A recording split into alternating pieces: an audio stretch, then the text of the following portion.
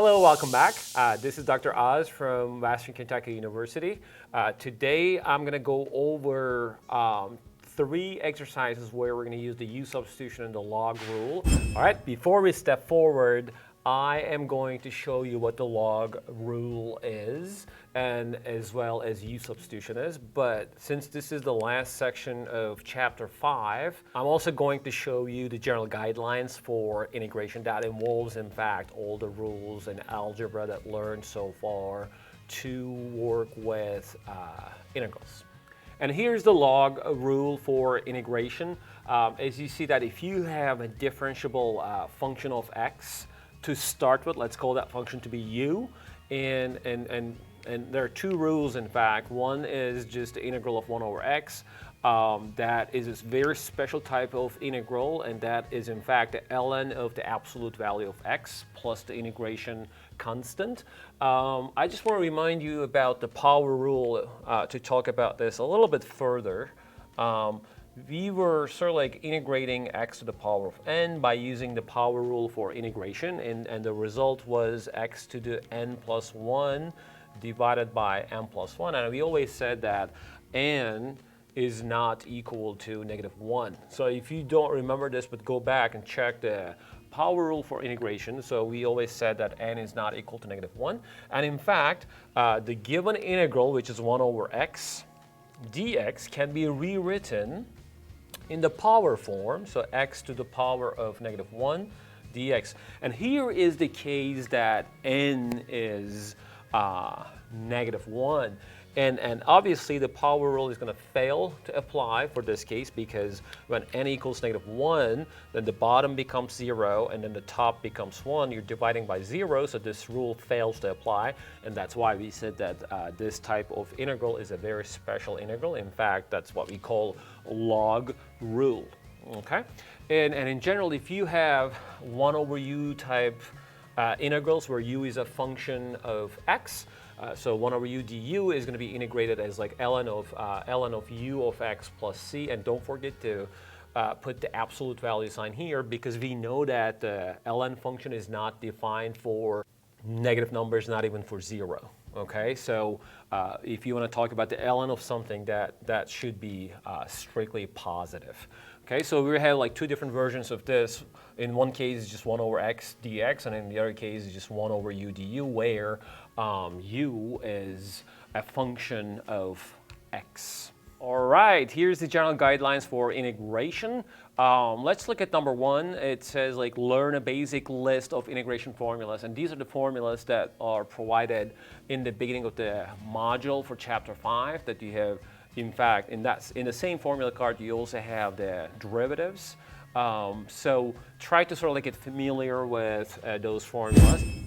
In number 2, find an integration formula that resembles all or part of the integrand, and by trial and error, find a choice of u that will make the integrand conform to that formula, which is essentially called u-substitution. So if you can make a u choice from the integrand, and if you can simplify that integral to a known integral, then you can use the formula for the simple version of that, and you can always go back to the original variable x. Okay?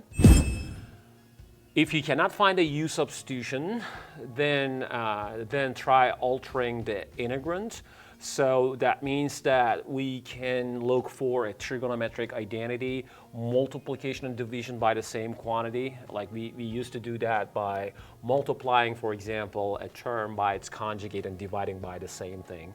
Or addition and subtraction, the same quantity. In other words, or long division. In other words, try to use some algebra to sort of like simplify the integrand. And number 4, if you have an access to computer software, which could be mathematical or MATLAB, or simply by advanced calculators, then you can actually ask the calculator or the software to find the antiderivative symbolically. Okay, so if you have that kind of like opportunity, why don't you use it? And you can check your result by differentiating to obtain the original integrand. So to sum up, you first should familiar with the integration formula card and all the basic integrals that we went through. And then if you can find a u-substitution and try to simplify the integral to something that you can use the formula card for the integration. And if you can't find a u-substitution, your last resort is to sort of like rely on some kind of like an algebra, multiplication, division, addition, subtraction, multiplying by conjugate, like all sorts of stuff that we learned earlier, or you can even use a trigonometric identity. And finally, if you have a computer access or if you have an advanced calculator, why don't you ask the calculator or the software to find the antiderivatives. And once you have the result, it's always better to take the derivative of that result so that you should get exactly the same integrand you start with. And let's consider part A now. So we have 4x cubed plus 9 divided by x to the 4th plus 9x dx.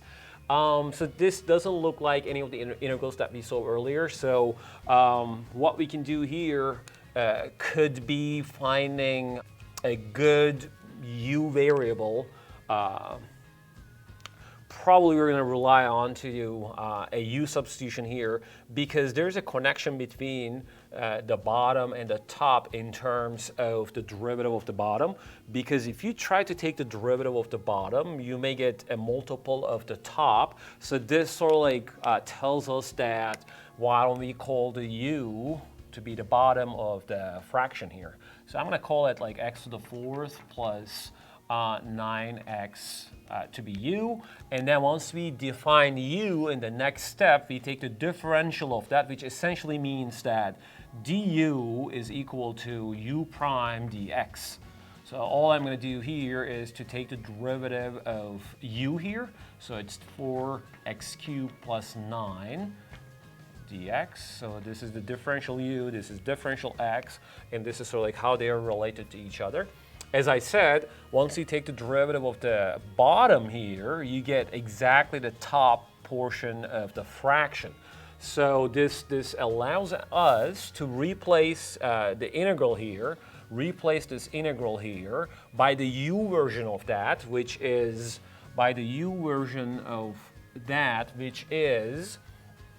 since we call the bottom to be u, and the whole top here, 4x cubed plus 9 times dx to be du. So this integral can be rewritten in the new variable as du over u.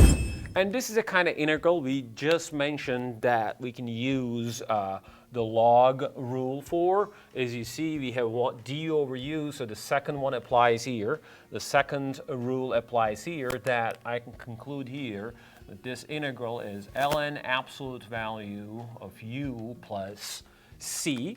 You can even go further and then replace the u function here by what we called u before, because the original variable of the integral is just x. So once you have u-substitution, especially for indefinite integrals, at the end, don't forget to go back to the original variable. Okay, so this is the integral of this fraction here. For part B, we are going to have the same kind of methodology. So we have ln x quantity squared divided by x. You may start thinking, is there any connection between ln x and the x in the bottom? Because as is, we can't integrate. We don't have a simple integration formula in the integration formula card. So essentially, we should probably call something u. And remember that ln x has a derivative 1 over x. And then we have like a good 1 over x here popping in the integrand. So why don't we call u to be ln x to start with? Because once you have the u substitution, du, which is u prime dx, should also be somewhere in the integrand, so that I can replace that by all the way by du. So in other words, what I am trying to say is, when you look at du, that's u prime dx. And who is u prime? Well, u prime is the derivative of ln x.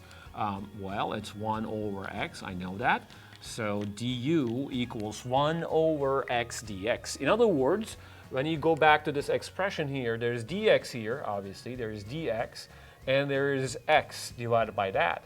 So this whole chunk here, I can call it du, and then the ln x quantity squared part is going to be just u squared. So in other words, I can convert this integral by this u substitution to the u version of the integral, which is in fact way easier to handle.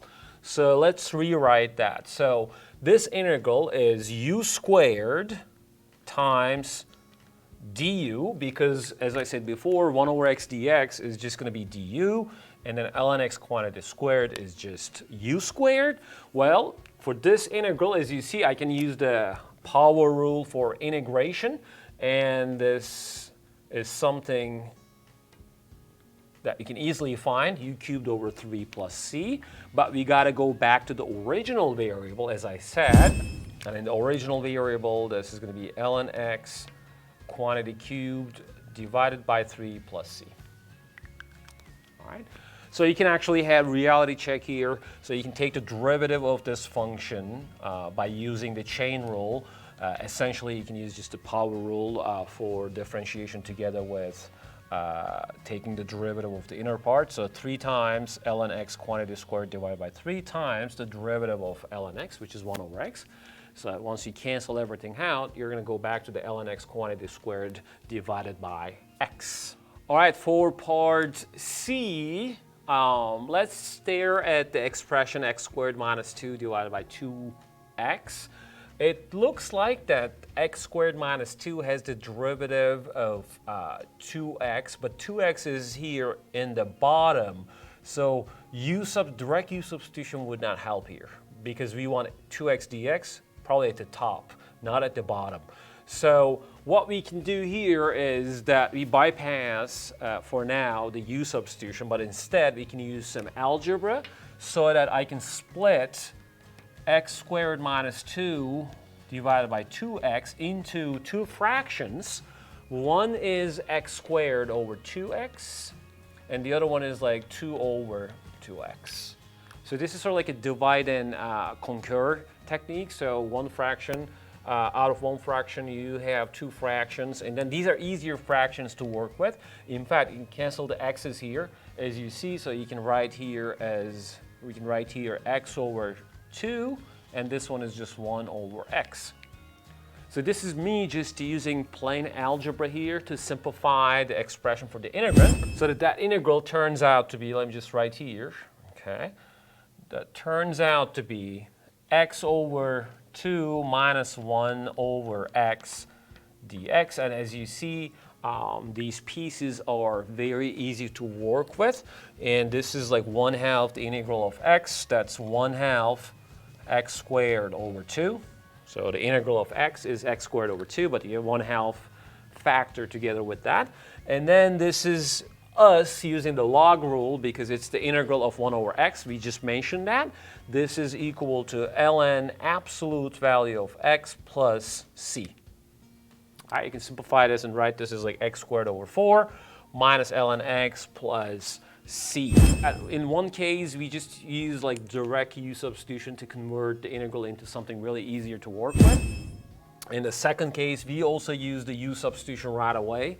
That really helped. But in the last one, using u substitution doesn't make any sense, because u could be x squared minus 2, but there's no 2x dx to replace that by du. Instead, you have 1 over 2x times dx, so that doesn't help.